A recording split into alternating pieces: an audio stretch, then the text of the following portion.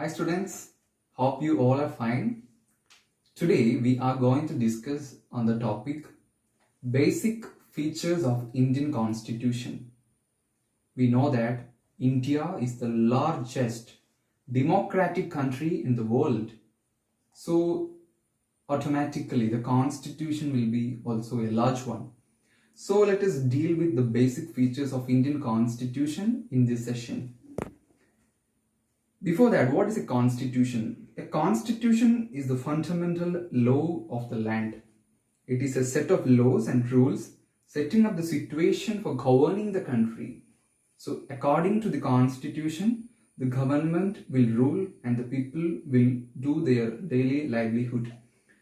So let us see some of the basic features of Indian Constitution today. That is, it is the lengthiest written constitution in the world. That is the first feature. Second feature is drawn from various sources. We have adopted, we have copied from other constitutions in the country or outside our country.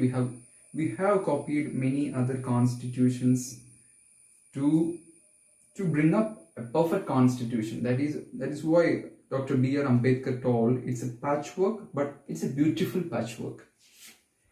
The second feature is drawn from various sources, and we are moving to the third one, that is the federal system with unitary in spirit.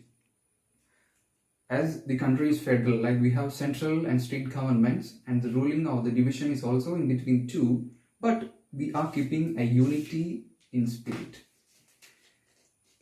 The next feature is a combination of rigidity and flexibility.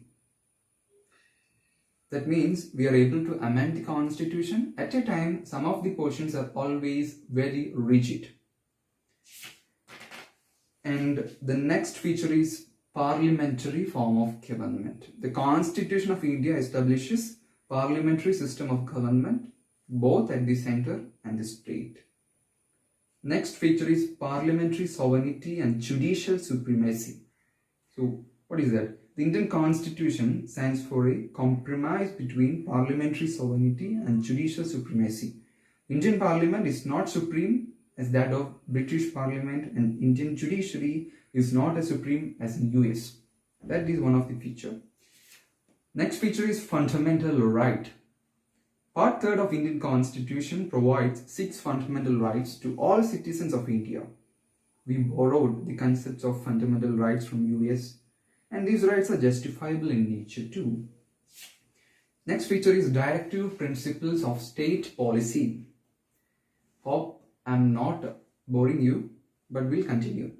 Directive principles of state policy is a novel feature of Indian Constitution. Article 36 to 51 of Part 4 of the Indian Constitution deal with the concepts of these directive principles of state policy.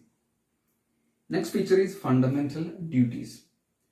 Original Constitution did not provide the fundamental duties of the citizens, but it was added by the 42nd Constitutional Amendment Act of 1976.